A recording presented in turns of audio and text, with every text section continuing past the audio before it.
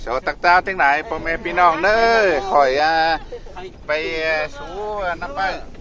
เรียนรักหลายสักกวางสักกุ้ยสักกวางมันจะไปเห็นดีกว่าเนี่ยฉะนั้นมันได้โอ้เนี่ยยื้อ คับใจเสานี่แค่นี้มันนี่กามมีใบกามเนี่ยโอ้จันไว้ในสันมันน่ะเซฟไปทีสันเลยแบบสันเชนไปนะฮัลโหลบ้าง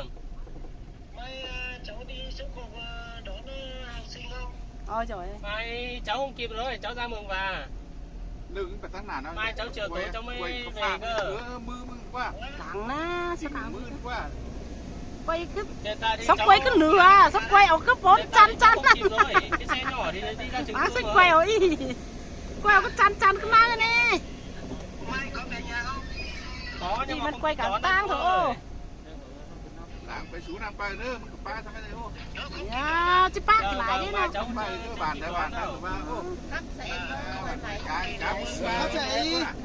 ข้าวมันก็ข้าวอีก้อยข้าวมันก็ข้าวอี nếu mà đông người thì gọi cháu để cháu gọi xe đâu không được chắc là học sinh trên này cũng đông đấy thì nó là chuyến xe thì nó là lúc quay là tốt cú làm rồi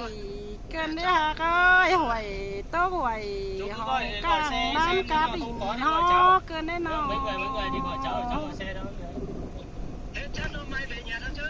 và ta bắt cày mướn phu vàng khẩm có lại nữa hả ơi sòng hấu nà và ta bắt khẩm mưa đại ra má thòng có lại nữa nữa chú hạc là con kỹ làng pan ngơ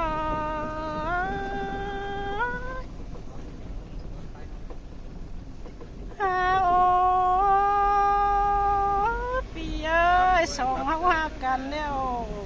หากันเก่าปันจาดหน้าเรื่องสั่งแน่เน้อจูนี่เงยก้นเสียงนี่งาเนาะทำบุญไปชมเกิดแต่จังตะโกของนิดนิดเรามาเทหุเสียงกันจีปันปีหน้าเบื่อเด้อเน้อว่าก็นี่เง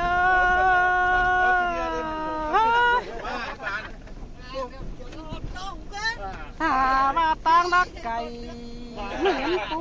บางคำก็ได้สองเท่านาตั้งรักขันเดียวมือน้องด่ามึงก็ยังเดียวง่ายได้หักเอ้ยสองเท่าหักกันนะตั้งรักขันเดียวใส่ยังเดียวเด็ดมาได้จูหักด่าคนหนึ่งใจเดียวนี่เงา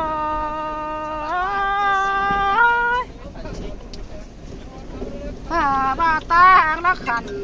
เป็ดมือน้องลามึงยังได้เป็นเดียวไม่ได้จูนี่ไงก้นเสียงน้องหาน้อง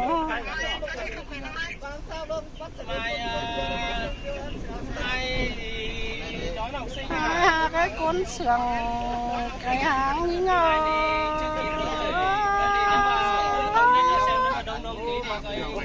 ôi trời ơi sướng lắm xem đây đường đẹp lắm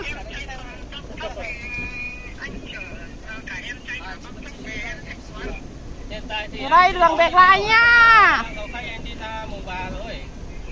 xem nhá các bạn ơi biên giới gần Lào đấy nhá nếu mà được 6-7 người thì gọi anh để anh gọi xe thôi nhá Lào sẽ là xe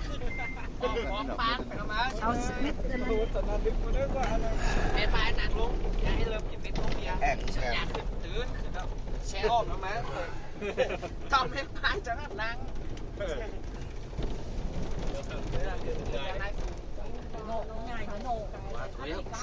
năng ấy chúng ta là mấy cái cỡ bao nè chém có khó không không có bên nhau có khỏi thắng quá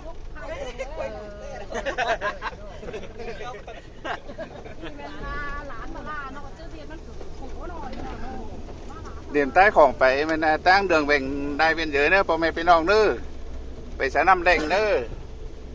จนเสียข่อย เจ้า ไป ได้ เน ข่อย อะ พูดจะมือเขามากินข้าวนั่น เจอเนอะพ่อแม่พี่น้องเนอะดูร้านบ้านเฟืองเนอะจะลืมเนอะหลังเก๋กี่เก่งข่อยเนอะกำเอิญพ่อแม่พี่น้อง Jangan di sana.